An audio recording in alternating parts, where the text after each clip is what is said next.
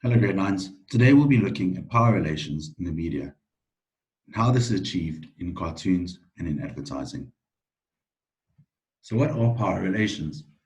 Power relations are relationships in which one person has power over another and is able to get the other person to do what they wish. This could be through some sort of installed obedience or done in a subtle way.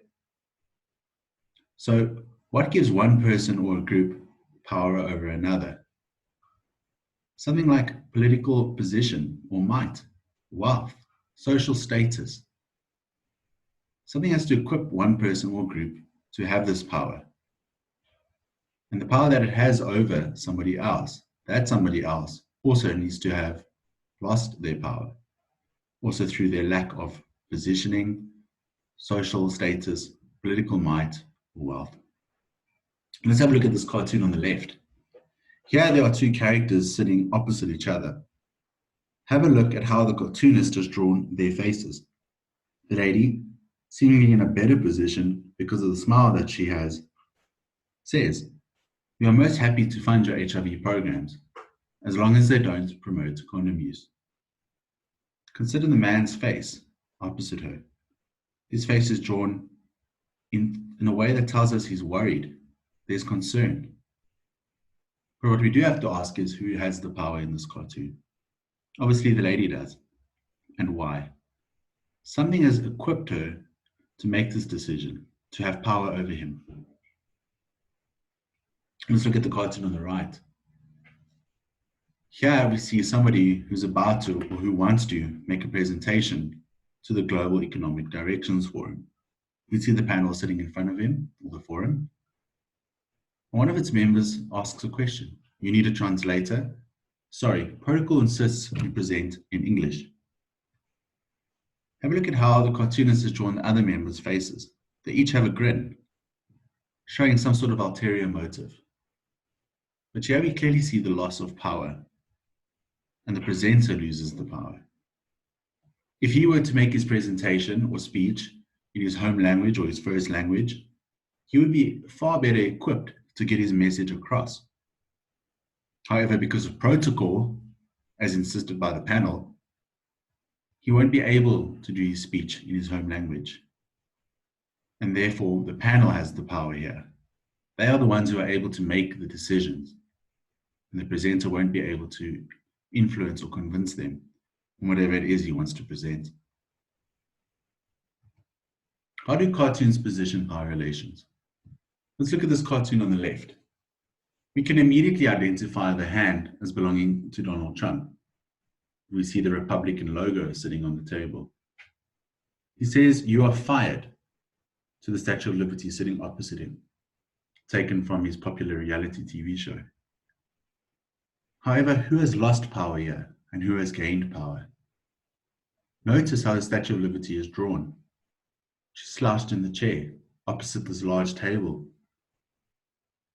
She's positioned in such a way that the reader immediately identifies her as the one that has lost power. Have a look at her face. See how the cartoonist has drawn it? She's just been fired. But what's more is liberty has been fired in America. Now, we only see Trump's hand and some of his chest, but we can immediately see that this is drawn a lot larger than that of Lady Liberty. Here, the cartoonist has strongly and clearly made it known that Donald Trump has the power and Lady Liberty has lost the power. Let's see the cartoon on the right here. Here, the cartoonist has drawn a large man towering over a small lady.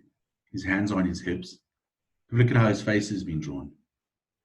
This clearly shows that he has power over her. She is drawn small and meek. He says, if she was abused, why didn't she report it? Now, would you report a crime or abuse to somebody standing like that? Someone much larger, doesn't look very friendly or approachable? Cartoonist clearly shows who has the power and who doesn't. It even reaches further. It looks at society, at public servants. Are they approachable? Can we ask for help? when one has so much power and the other doesn't. Let's have a look at this cartoon, drawn by popular East African and Central African cartoonist Gado. The words there, or the text, "We are equal partners." Here the cartoonist is commenting on the partnership between African and Chinese entrepreneurs. We know the large man drawn is Chinese because of the stars drawn on his left shoulder, linked to the Chinese flag. Also notice the size of the characters. He's a lot huger, or a lot more bigger than the African leaders. He's towering over them. But what's also interesting to note is that the ones who are saying we're equal partners are the African leaders. Are they really equal when you see this image? Who has the power and who has lost power? This cartoon comments on how the Chinese have invested a lot of capital into African infrastructure and investment, but obviously at what terms, at what cost is this investment made? Let's have a look at this controversial cartoon drawn by Zapiro. It was released in 2008. We see Zuma opening his trousers, about to rape Lady Justice. The woman is held down by previous Zuma allies, Julius Malema, Gwede Mantashe, Blade Zamande, and Zwelithini Mavavi. This cartoon was drawn in the backdrop of Zuma's corruption and fraud charges, as well as a previous rape charge.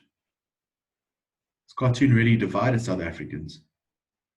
Some felt or commented that the cartoonist was not sensitive towards the rape culture in South Africa.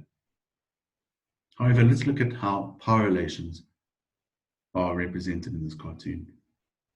Notice Zuma's high positioning compared to Lady Justice held down on the floor.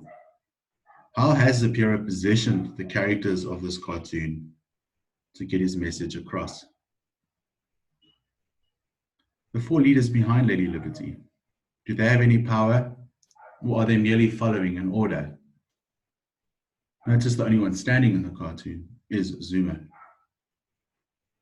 Zuma did file a lawsuit against Zapiro, but later dropped it. Notice Zapiro's response to the dropping of the lawsuit.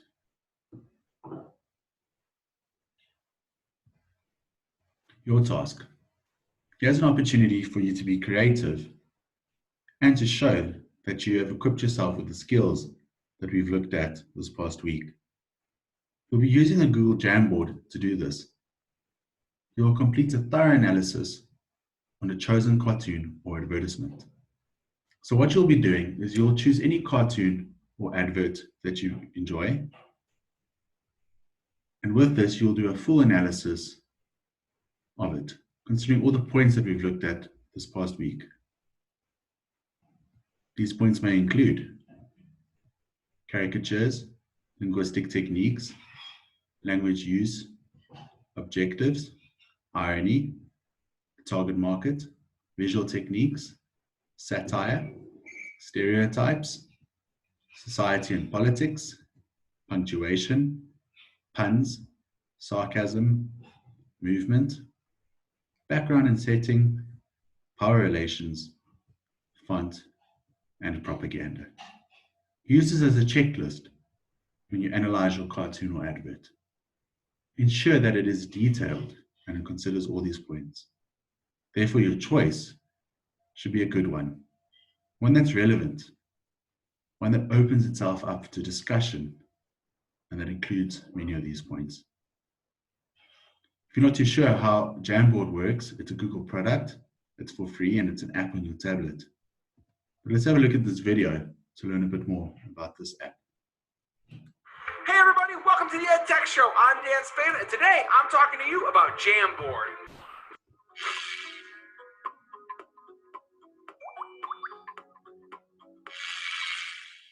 In today's episode, we're going to talk about Jamboard. Now, if you don't know what Jamboard is, it's one of Google's newest products. It is a physical digital whiteboard. However, there's also a software that goes with it, which is available in the G Suite, and I've been using it in my classroom, and the students love it. So today I want to give you a quick overview and how I've been using it with my students. So to get to Google Jamboard, you can find it in your Google Apps if you scroll down, or you can just type in jamboard.google.com. And once you get there, to start a new jam, you click on this little plus sign in the bottom, and it will open up a new jam for you. So like most Google products, you can click in the top left-hand corner and rename your project. Now, it's important to note that you can use the Jamboard on a computer, a mobile device. You can use it on the physical Jamboard itself. And depending on the device you're using, it's going to change the functionality of some of the menu items. So, for instance, if you're using the pen or the marker, highlighter, paintbrush, it's obviously going to be much easier to write on if you have a physical device or if you've got a stylus. Right now, I'm using a mouse, so it's a little bit more difficult, but the kids seem to love it. So you can see that depending on what you're using, just like if you've ever used any kind of smart board or anything like that, it's very similar. You can change the colors. So if you go down to the color tablet, you can use blue, green, yellow, red, and then it just changes the color of the lines you're using. If you want to erase, you can click on the eraser.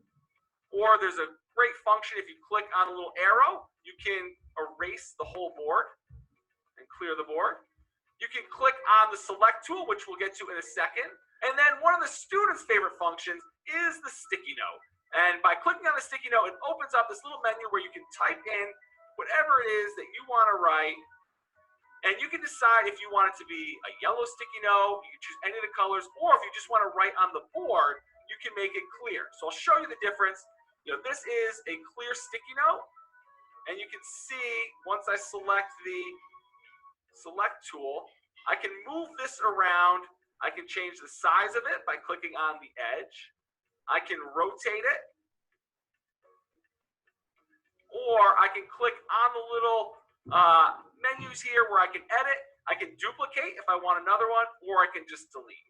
So if I wanted to duplicate it, I can do that and move this.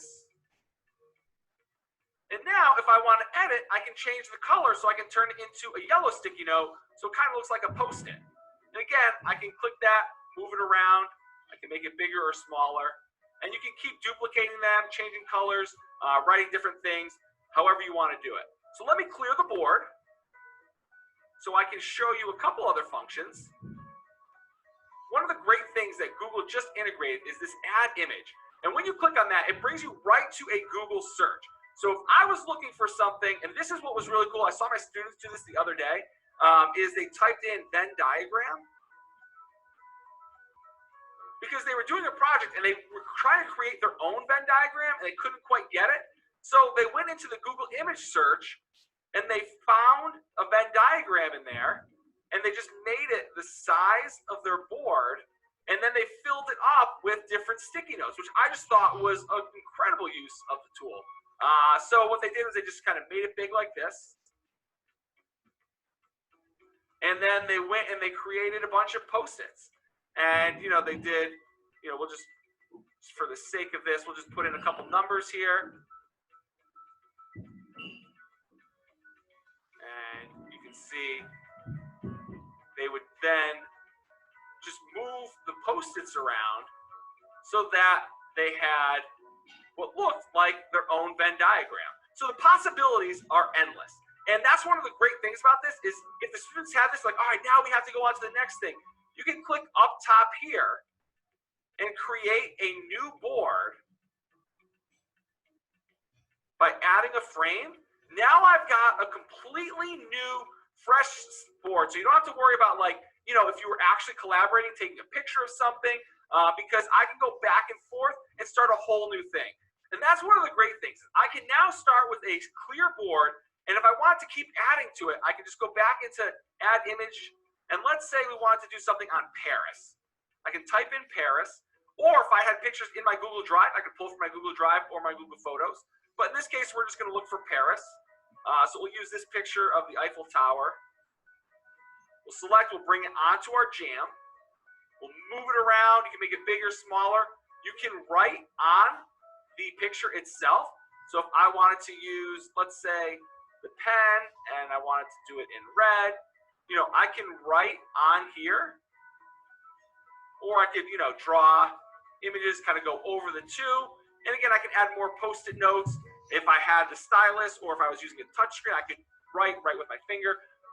So the students can kind of go back and forth, or if you wanted to go to your previous one and see, you could go from frame to frame. And one of the really wonderful things that I love about this is, like the Google products, I can share this out and people can be working on it in real time. And whether they're on a Mac, a PC, a tablet, they can collaborate and we can see what each other is doing. And again, that's just how Google continues to expand the possibilities of what's able to happen in your classroom or in business. Two more things that I love about Jamboards. The first is that it's like all Google products, that it's constantly saving. So you never have to worry about losing any of your work or forgetting to save. The other thing that I really like a lot is in the top right-hand corner, next to the share button, these three dots, if you click on it, it gives you the options to save the frame as an image. So if you just wanted this picture, you could take a picture of this screen, or you could download it as a PDF. And this is super useful if you have students who are trying to submit this in Google Classroom, or if you wanted to share this with other teachers, or if you wanted to use like one of these frames in a presentation, say in a Google Slides, you could save it as an image and then insert it into that. So I showed you that you can go in between frames by clicking on these arrows.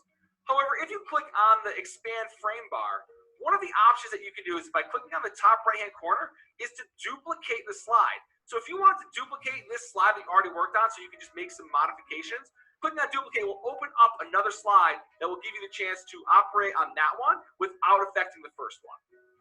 So as Google continues to update the Jamboard software, I'm excited to see where they're ultimately going with this. Now, I shared with you a couple ways that my students are using this in the classroom.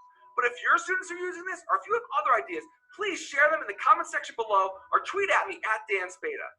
And if you found this video to be helpful, please consider sharing it with friends, colleagues, or anybody who might find Jamboard to be a helpful tool. If you like this video, please consider subscribing to our YouTube channel. And for more information, please visit danielspada.com. Thank you guys so much for watching, and we'll see you next time. Yeah, so I'll also attach this clip separately to today's Google Classroom assignment, just for easier reference. So what we really want you to do is you're going to choose an image or an advert of an advert or cartoon.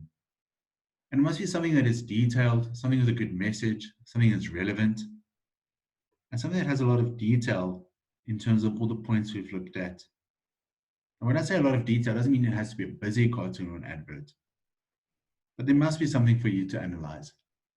You're then going to insert that image into your Jamboard, and using all the tools that the Jamboard offers, analyze it. Create a good analysis of this advert. Go into detail. Give your opinion. So use those points in the previous slide as a guide. If you're unsure of this task, or if you have any questions, reach out to us. We'll gladly help.